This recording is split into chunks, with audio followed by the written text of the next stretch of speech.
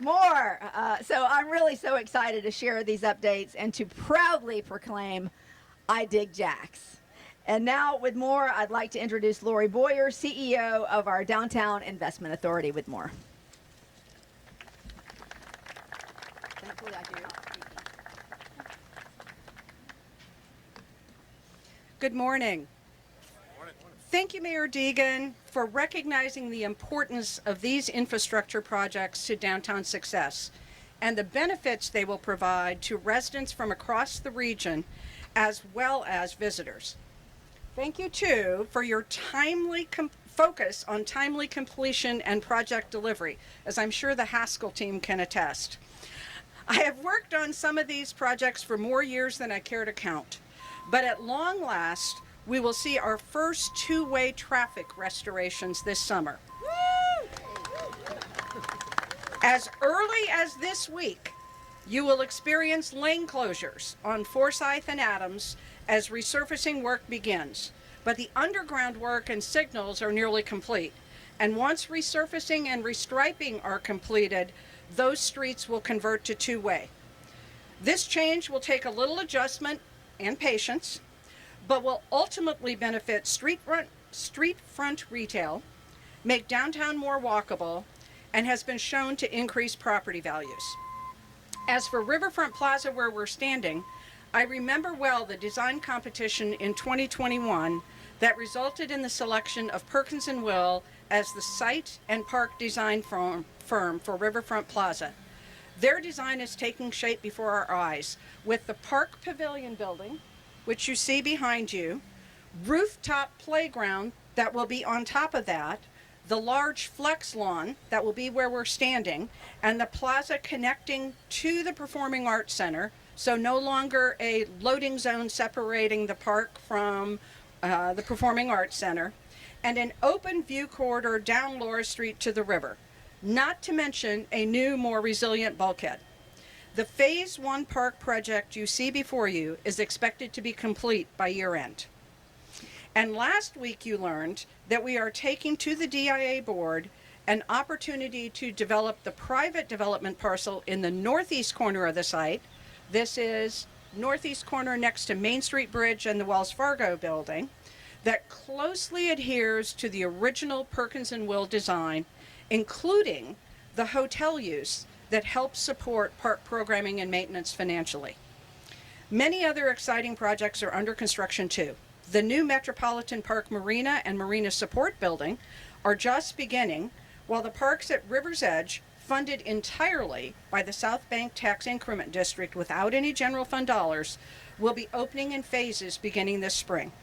I'd now like to turn the mic over to Daryl Joseph, our Director of Parks, to share more about the downtown parks under construction and that have recently opened. Daryl?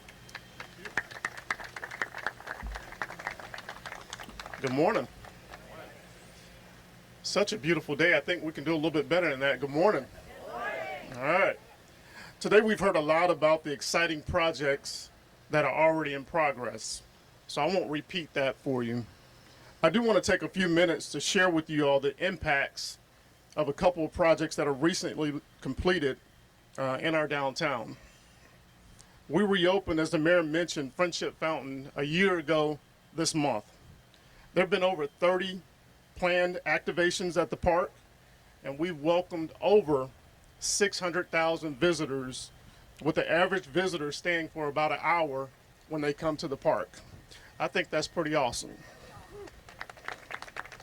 These are families that are getting out and enjoying the various recreational and cultural experiences that the park has to offer. Also last summer, don't know if you guys have seen it, we opened a new skate park. Every time I go by that skate park, there's somebody there.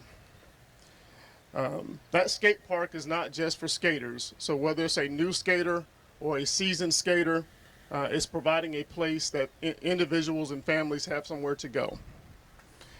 And again, not just for skaters. I've seen families that have gone there because it's just a cool place to be.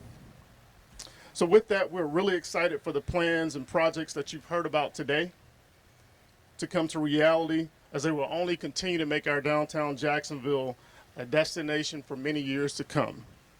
With that, I would like to invite up Council District 7, Jimmy Peluso. Thank you all so much. Thank you, Daryl, for that. I yelled at Daryl once because we did an event outside in July. I said, it's too damn hot to do events in July, Daryl. And now here we are in February, and it's too damn hot to do events in February now. What's going on, Jacksonville? All right. I'm sorry, Mayor. And to the Mayor, we couldn't ask for a better fighter for our downtown than you, Mayor Deegan. Truly, truly, we mean that. We will have probably dozens of cranes in the air in a matter of like a year. It's going to be incredible. And when you hear from all the naysayers, and there are naysayers, if you haven't paid attention, who say, downtown can't do this, downtown's dead, there's not enough parking downtown, which is a lie, by the way. Once they start seeing these cranes in the air, once they start seeing more press conferences like this, once they realize that the I Dig Jax website shows all these great projects, they will see that their taxpayer dollars are going to the very thing that they've been complaining about for decades, which is that we're finally investing in our downtown and we're finally bringing people downtown. As we stand here in this beautiful park, and what's going to be a beautiful park, it's going to be a connection to the Emerald Trail, to the Riverwalk. It's going to be the home plate, if you will, for our city. And as a city council member for District 7 is bigger than just downtown. It is. But the surrounding neighborhoods that I represent wouldn't exist if it wasn't for our downtown. And this entire city wouldn't exist if it wasn't for our downtown. And for us to want to be that great city in the 21st century that brings in young talent, we have to invest in our urban core. We have to invest in our downtown. And we luckily have a mayor and a city council that are working in tandem to make sure that gets done. And when we start seeing those cranes in the air, everyone's going to know it. So thank you all so much for being here. And do we have shovels? What are we doing here? All right, thank you all. No shovels, but because the shovels are already in the ground and the cranes and everything else, we really just wanted to provide you with a view, with an update, because you hear a lot of things and a lot of times it seems like it takes things forever to get going, but we want you to know that one of the things that we have been very intentional about is what we call chop projects at City Hall. We like deadlines. And we don't like to go over those deadlines. And so our goal is, if we can continue to move forward on these projects, move forward on schedule, on time, make sure that we are intentionally moving forward, then you're going to see all of this really reach a completion date, a lot in tandem, a lot of it in tandem, and a lot of it one right after the other. And it's going to take a lot of love and intention and focus to make sure that all of these riverfront parks and these projects continue to receive the love they deserve. And we're going to make sure that they get that. So if anybody has any questions, we're happy to answer. You've got everybody up here you could possibly want to ask about downtown. Otherwise, thank you all so much for taking the time to come take a look, and make sure you get the QR code and keep up to date on these wonderful projects.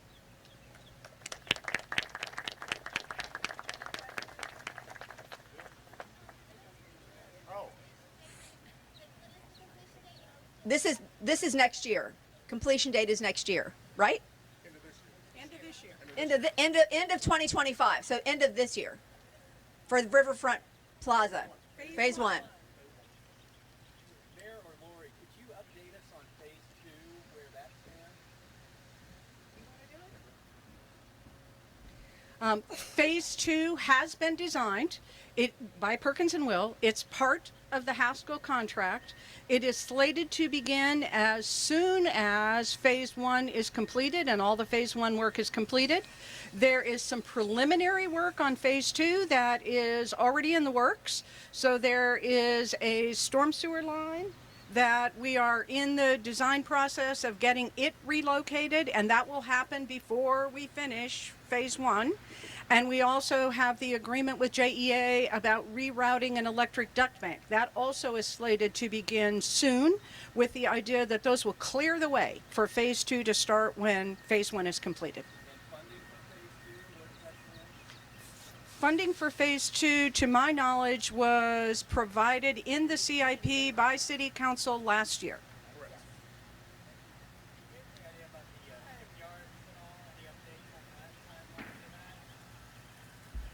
Yeah, the question was any update on the shipyard. Shipyards West is the space right across from the jail, as well as Maxwell House, next to the Orlick.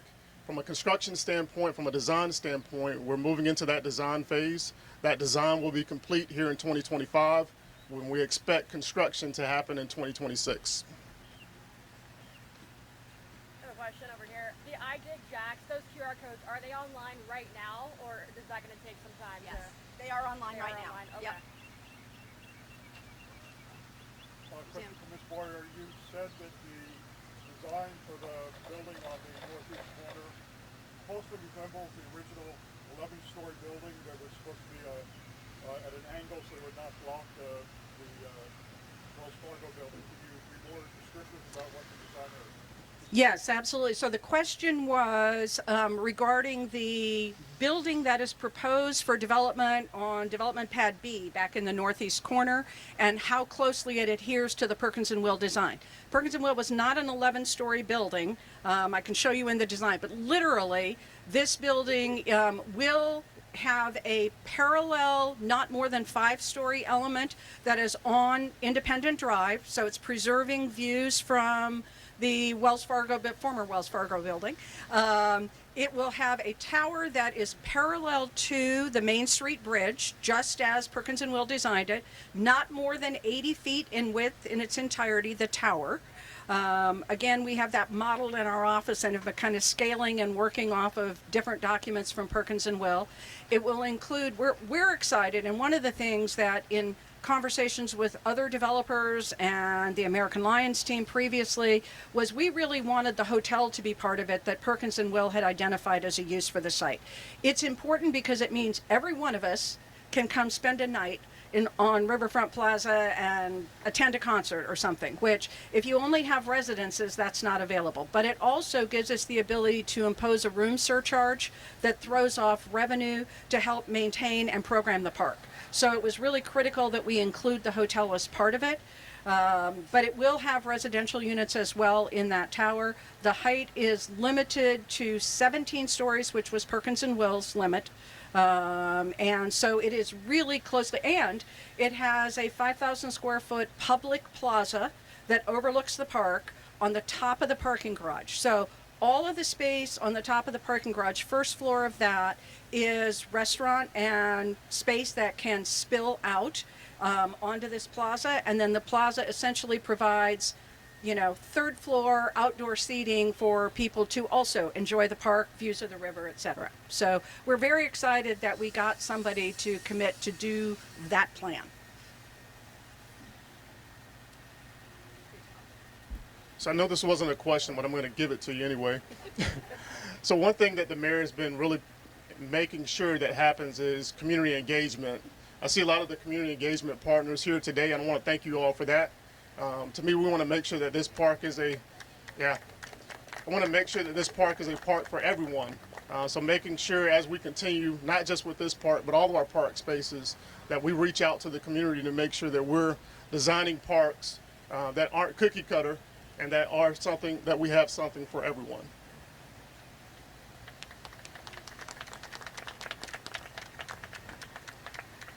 Okay, everybody, thank you for coming. We appreciate you.